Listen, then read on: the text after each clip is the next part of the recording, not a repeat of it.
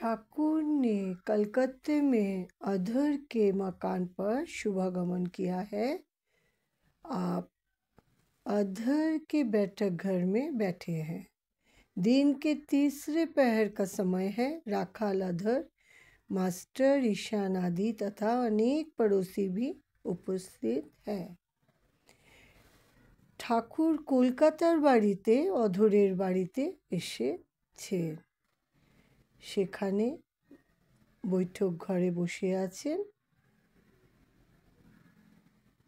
এখানে রাখাল, অধর, মাস্টার মশাই, ঈশান আদি তথা অনেক পড়োশি আশপাশের লোকেরা उपस्थित आছেন। श्री ईशान चंद्र मुखोपाध्याय को ठाकुर प्यार करते थे। वे अकाउंटेंट जनरल के ऑफिस में सुप्रिटेंडेंट